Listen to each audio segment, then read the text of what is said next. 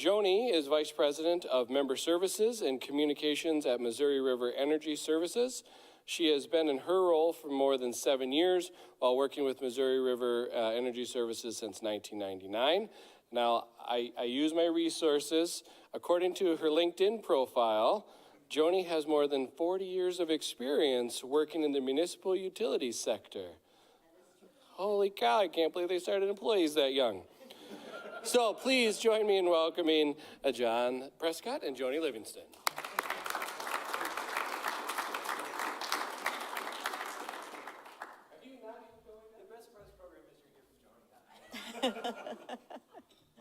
Well, he stole all John's thunder because John was just going to introduce me as Vice President of Member Services and Communications and cut it off there, but wow. I did. Before I worked for Missouri River Energy Services, I worked for one of our member utilities, Marshall Municipal Utilities in Marshall, Minnesota, for many years there as well. So anyway, what I'd like to talk to you about today is the partnership between Vermillion and Missouri River Energy Services, and then tell you a little bit about our history, what we do, and then we'll talk about some new projects that are on the horizon. So Missouri River Energy is a joint action agency, and what does that mean? Well, it means that we were formed by our members and we're owned by our members, such as Vermillion. We actually have 61 members across 4 states, Minnesota, Iowa, North Dakota, and South Dakota. And we were formed originally to provide power supply to all of those members. And now we provide many other energy services as well, which I'll briefly talk about at the end. We're not for profit, just like Vermillion Light and Power is not for profit. We were originally formed, as I said, to provide supplemental power, but there were a group of municipals in northwest Iowa originally that wanted to get an allocation of hydropower from the dams on the Missouri River. So they informally got together and they worked on getting those allocations of hydropower. They talked to a lot of other municipal utilities, and they were successful in doing that. And then they formed Missouri River Energy Services, which is our name now. It wasn't back then. But all of our members now, except 2, have WAPA allocations from the dams on the Missouri River. We have 13 members on our board of directors, and we're very happy that John is one of our members of the board of directors. And John, you've been a board member for about 1.5 years or so. So we're very happy to have him on our board. So here's kind of where our members are located. We have 25 members in Minnesota, 18 members in Iowa, just 6 in North Dakota, and then 12 in South Dakota. And Vermillion has been a member of Missouri River Energy since 1976, almost as long as I've been working in the power industry. All right, so why did these members form Missouri River Energy? Why did they join us? Well, one of the primary benefits of working together with other municipals through what we call joint action, that just means working together, that was to gain economies of scale. So each member utility back in the day typically had its own generation, and then they joined together to get WAPA hydropower, and they really just couldn't cost effectively get their own supplemental power. So they got economies of scale for power supply. And over the years, our members have worked together to get discounted services on many other types of services that help them run their utility and also help them serve their customers better. So our members share some resources, and really one of those resources is the value of public power communications packages that we prepare for each of our members, and then they can talk about the benefits of the local utility in the community. We did a survey a few years ago, and really customers weren't realizing even that they had a municipal utility, much less why that's a benefit to their community. Another one of our biggest jobs is to advocate for our members with Western Area Power Administration. It seems like every time there's a new administration in the White House, they want to change how WAPA provides their hydro allocations to people. They either want to cut those allocations back and, give them to other people, or they might want to change the cost-based rate structure. But really, you guys were in on WAPA Power from the very beginning, and it's kind of like having a mortgage. The customers of Western Area Power Administration have paid all the costs of those dams on the Missouri River all along, and it really has been a great resource for you. So we try very hard to keep that resource for our members. Working together, you also have a larger voice with legislators and regulators. We kind of provide unified messages to them. There are many services that we provide, some that are benefits to the entire membership and some that members can opt in on. Altogether, we think working together with other municipals is a great way to meet future challenges together. So now kind of switching to, how WAPA provides your power. WAPA has consistently been one of the least expensive power supply resources in the United States. So those WAPA allocations are really important to us and to our members. So Missouri River helps administer those contracts, and we also help schedule that power to you. So our 24-hour operations center makes sure that the WAPA power gets to each one of our member utilities. We work through an administrative services agreement. WAPA bills us for all the power that is provided to our members, and then we just pass that to you on your power supply bill and at no added cost. We're right now helping WAPA update their exhibits, and that's just kind of updating what equipment is on your system, that sort of thing. And we're also working with them to get your WAPA power accredited with renewable energy certificates so that you have certification that that power is renewable and carbon-free.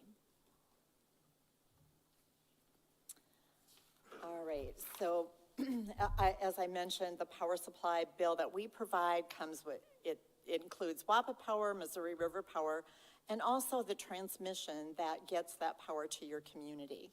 And there's no markup on that. SPP is an acronym here for the Southwest Power Pool, and they're the regional organization that ensures reliability of the region, and they also transmit the power and they schedule the generation that runs in our area. And I'll talk a little bit more about that in a minute. Missouri River was very fortunate. I was getting ahead of myself there. All of our members are owners of MRES, and so you're also owners of the generation and transmission assets that we own and provide power to you through. So all of our members pay the same rate, and it's called the S1 rate, which stands for supplemental power.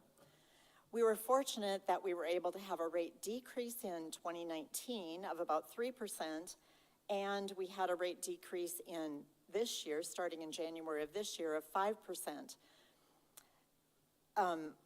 We've just had very good financial outcomes. We've done some interest rate swaps, and just our previous financial officer just did a tremendous job. We are predicting still stable rates for the next few years. Due to our previous financial officer, in large part, and really to the board and many other things that were going on, we were also fortunate enough to be able to provide a refund of almost $165,000 to Vermillion. That happened in December of 2020. And it was really kind of due to COVID. During COVID, we weren't selling as much power, people used less power, but our costs were actually even lower than our reduced revenues. So what we did is we gave a 10% refund to each of our members in December. And then I believe it was in May of 2021, we settled a case with the Federal Energy Regulatory Commission that we had been working on for 6 years. We believed that our members were paying too much for their transmission rates due to, certain circumstances. And we finally settled that case with FERC and got a refund back. And that worked out to be almost $300,000 for Vermillion. So that's exciting. That was almost 28% of an annual bill here. And it was the first time it happened since I worked at Missouri River, so very exciting for us. The retail rates in Vermillion are really very favorable compared to, we always compare to about 10 other regional utilities in the area. So Vermillion's rates are shown by the red bar, third from the left, and so we're going from the cheapest rates way on the left to the highest rates way on the right. The yellow bars represent other Missouri River Energy Services members, and then the orange bar represents the median rate. So Vermillion's rates are about 30% less than the highest rate in the region, and about 9% less than the median rate. And this is residential. And then if we look at large commercial rates, you're really second lowest. So 12% lower than the median and 34% lower than the highest rate in the area. So must be some really good management at City Hall, I would say.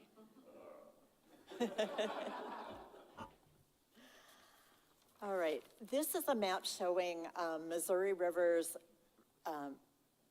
power supply resources, and you can see lots of little dams there along the Missouri River, and that indicates WAPA. We are continually trying to make our power supply cleaner and more resilient, and about 40% of our overall member power supply comes from Western Area Power Administration. And then we have a large mix of coal, natural gas, nuclear, diesel, hydropower, wind, and a little bit of solar and pier. And we also contract with 19 of our members who still have small diesel generators in their community. They really only run during emergencies and extreme weather events, but those are really important for reliability. I'll talk a little bit more about that too. Our latest project was the Red Rock Hydroelectric project. This is located on the Des Moines River near Pella, Iowa. And we had about 7 years of construction on this project, and really from the start of permitting until this went operational, it was a 14-year process to build this project. But really exciting, it went into commercial operation in June of 2021, and it's doing very well. It was a Murphy's Law situation in building this, because as we were building it, we had to stop construction about 3 times due to flooding. And then soon as it went commercially operational, we had drought. It took a long time to even get it tested and online, but it's running very well now, and it's another really good, clean, renewable, reliable resource. So we have a great story, we feel, to tell about the environmental attributes of power supply, and that's largely due, again, to your hydropower allocations. So in 2005, 44% of our members' power came from hydropower, and 53% of it came from coal, from our power plant at Laramie River Station, that's in Wheatland, Wyoming. There was very little natural gas or diesel, and just a little bit of market purchases back in 2005. In 2021, about 39% of your power came from Western Area Power Administration, not right here in Vermillion, but overall. And over the years, with all the renewables that we've added, and we've added nuclear as well, we've reduced our use of fossil fuels.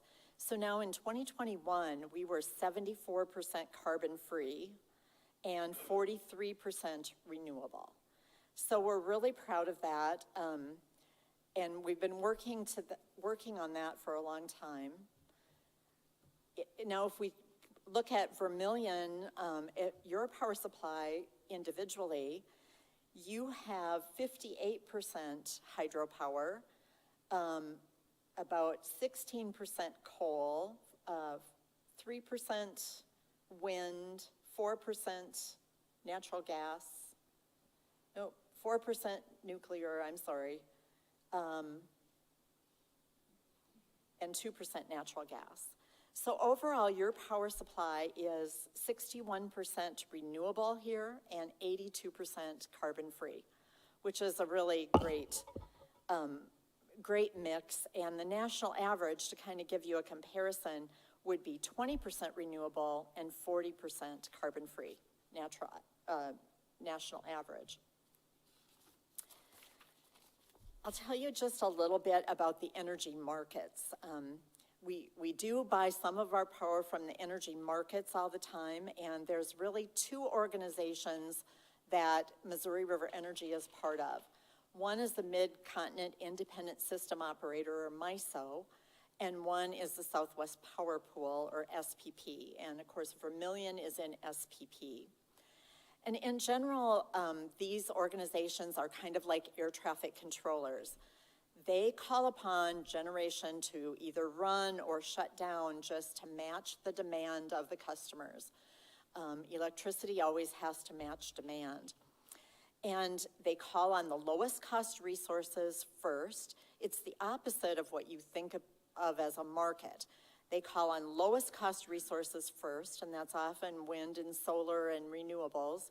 And then as the demand rises throughout the day, they call upon other generation to run. And sometimes then, we don't run our owned generation because sometimes it's cheaper to purchase generation in the market than to run our own generation. So if there's lots of wind in the region, the cost of energy is really low.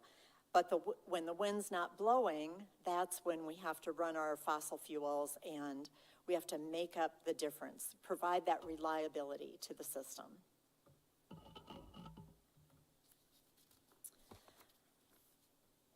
Okay, so with that background, I wanted to talk just a little bit about the Polar Vortex that happened in February of 2021. You may have read about the dramatic outages that they had in Texas and in the southern United States. A lot of utilities lost a lot of money on that, and really, they had steep rate increases to make up for the costs they lost, or the revenues that they lost. During the Polar Vortex, the problem was that about half of the generation in Texas was not available. And that was largely their own fault because they had gas plants and even coal plants that froze up. They just did not have them protected. They don't even have housing around some of those plants. And so they had about 4.5 million people out of power, and they had to do rolling blackouts for about 20,000 megawatts. That's humongous. Like, all the dams on the Missouri River are like 2,000 megawatts. This is 10 times that. And they just weren't prepared for the cold weather, and their natural gas plants froze up. Even in our region, there was 3,400 megawatts of typical generation that was not available. And that's because gas was being curtailed here as well. When there are extreme temperatures, the gas companies just can't provide enough gas for all the demand. So electrical generation is like down on the list. Their top priority is heating for homes and businesses. So this is what was going on. Missouri River's results were very different from other utilities that you may have heard about. So all of our generation was available and ran. And we consider our generation sort of a risk management strategy because we've got that as a hedge against high market prices. We can run our own generation. One reason that we were able to run all of our generation, our Exira plant in southern Iowa is a natural gas plant, but we had the foresight, or our engineers had the foresight. I had nothing to do with it. But they made it a dual fuel plant, so we can switch and run on diesel fuel. And that's what we did, and we had tankers coming out there constantly, and we were able to run throughout the whole Polar Vortex. Also, any members that we had with their own generation ran. Even with that, there still was not enough generation in the region, and 4 of our members had to take power outages. So did co-ops in the area. There were a lot of people that actually had to take power outages for their entire community. They only lasted for a couple of hours, luckily. So because of all of these things, and we did have a risk management strategy in place where we buy some of our power ahead so that we can lock in low rates and don't want to be subject to the market. So how we turned out from this in that one crazy week of extreme cold temperatures, Missouri River made $42 million that week. The bad part of that is others lost, tons of money. But we were very fortunate, and during this summer, MISO and SPP are predicting that we're going to have energy shortages again on these really hot days. And so all of our members, including Vermillion, are really working on emergency plans to handle that, and they'll maybe be asking you to reduce your usage on certain days. And hopefully we won't have to have any rolling blackouts, but we're really working on reliability contingencies. All right, so future supply options. Our coal plant, Laramie River Station, and a diesel plant in Watertown, they're really getting up there in age, and we are going to have to retire those, hopefully not until at least 2035. But we are looking at some behind-the-meter solar installation to add some more renewable into our portfolio. We're also looking at possibly adding a natural gas plant, probably in North Dakota or South Dakota, because that's where we need this reliability. We can't continue to make the transition to a lot of renewables when coal plants and gas plants are actually shutting down. We have to have something for reliability until we can develop maybe small modular nuclear or hydrogen technologies. Those are in the future, but they're not going to be available probably for a minimum of 10 years. We are looking at a battery storage project, or it's really not battery storage, it's a hydro project, but it would be hydro storage. And that would be in Gregory County, south central South Dakota. And how pump storage works is that the lower reservoir would be Lake Francis Case on the Missouri River. And we would create a new upper reservoir on a bluff that is about 700 feet above Lake Francis Case. And then when the wind's blowing and the sun's shining, we've got a lot of renewables, and they're very inexpensive when the wind is really blowing. We would pump water up to that top reservoir. Then when the wind stops blowing and sun isn't shining, we can let that water go and generate electricity to create reliability. So it kind of acts as like a huge battery, but it's a water battery, you might say. We are just studying this project. It's going to take years to study it. We've been doing outreach to landowners. We had a meeting last night in Platt. And of course, landowners are going to be very concerned about it. There'll be easements and we will have to buy some property. But we're years away from making this decision. And if everything went perfect, it would come online like in 2036. So this is how long this project might be. All right, I just want to mention lastly that we have a bunch of services that Vermillion takes advantage of in many of our other utilities. I'm not going to go through these. I'm just going to kind of skip through them. But our core purpose, we have a mission, vision, value statement, but my favorite is the core purpose. What Missouri River is here to do is just enhance the value of your utility and your community, utility, I guess I should say, to your community and your customers. I mean, that's what we're all about, is providing the services that our members need and keeping the lights on. So with that, it took too long anyway, but sorry. I could answer any questions. Sure. I noticed that Nebraska is not playing a role in this at all. Are they under a different provider, or are they just not interested?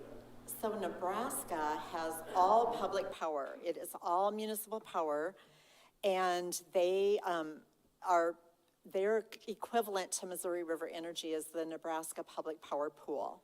And so they have their own, and it's Nebraska Public Power, and they're kind of like Missouri River, but they just stay within the state. And will the new nuclear plant be built in Sean's house? Well, yes. As a former resident of Texas, I wasn't really surprised to learn that Texas isolates its power grid from everybody else. Can you say a little bit about the impact of that? Well, yeah, so they did not have enough power themselves during the Polar Vortex, and like I said, half of it was shut down. They were trying to import power at that time. Instead of being isolated, they were trying to import as much power as they could. And that affected SPP and our folks here all the way up into this region, because we were running every generator possible to help provide some power to them to keep it on. But as you know, they had lots of power outages anyway. MISO and SPP are really trying to work together during emergencies to support each other. But because our wind regimes are similar across the upper Midwest, usually if we're short of power in SPP, they are in MISO as well. But we do some of that, taking power across lines wherever we can. What percent of electricity generated by the 4 dams in South Dakota leaves the state, like to Colorado, Nebraska, and Iowa? Kyle, I am not sure about that answer, but WAPA does serve more than just the 4 states that we serve. They do serve Colorado and, other areas. John, do you happen to know? The Upper Great Plains region includes, I think, parts of Montana, Wyoming, Colorado, the Dakotas, Minnesota. It's quite a range. Yeah, in Minnesota and Iowa, they only go about halfway into the state, and that's the cutoff, but they do serve quite a large region. Yes. The numbers are in dispute, but there's no doubt that the EV numbers are increasing. Electric vehicles are increasing. So what is the whole power agency? What are all the agencies doing to be able to provide electricity for this growth of electricity? Yeah, that's a great question. The entire United States is really pushing electric vehicles, and we support electric vehicles as well. We think they're a great idea. But the key for the electric industry, at least to start, at least for the next 10 years, is to try to keep charging off-peak. So for us, that means that residential chargers, we really want to encourage people to charge like after 8 o'clock at night, maybe even after 10 o'clock at night, charge overnight. And some of the big, huge chargers that they're talking about, like buses and even over-the-road trucks and fleets, those sort of things that would charge during the day and take huge amounts of power, we're very concerned about that. And the industry is really talking about it. I don't know the solutions yet, but within Missouri River, our focus is to encourage residential electric vehicles and then mostly have them charge overnight when we've got plenty of power. So We're working on that problem, and the whole electric industry is, but right now, we cannot support those huge chargers during the day. Air conditioners, for instance, can be shut off, as we have that system in Vermillion, during peak periods.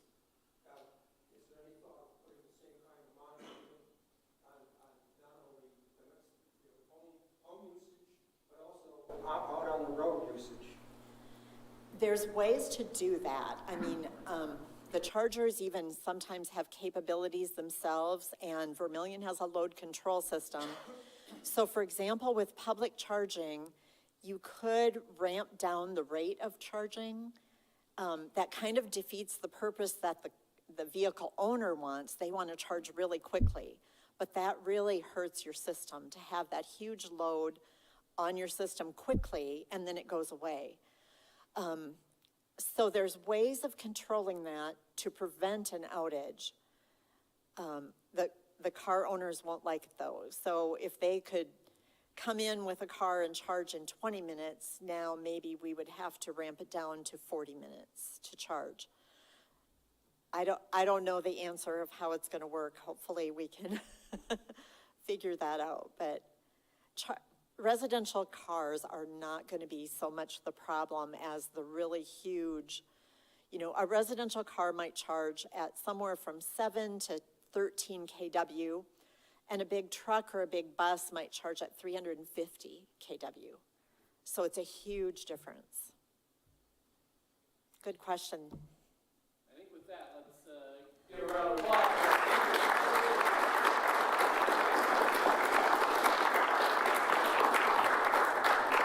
That was wonderful. Thank you, Joni. Okay, some reminders real fast. Remember, next week we are across campus just for 1 week. We are across campus at Dalzell, room 110, park over there, just for 1 week. And that'll be Vermillion Community Theater showing us about the sound of music. Thank you to our guests, Monica, Jim, and Felia for being here. Appreciate you being here. Lovely having you, and welcome back as long as you're with us in Vermillion. Let's see, 50-50. You guys can not worry about me being unbiased for issue of brevity. Bart, is Bart here? Bart Hannes? No? Well, present to win. Okay. All right, and let's join for our closing song, if you would. My country, 'tis of thee, sweet land of liberty, of thee I sing. Land where my fathers died, land of thy pilgrims' pride, from every mountainside, let freedom ring. Thank you, folks. Have a great week.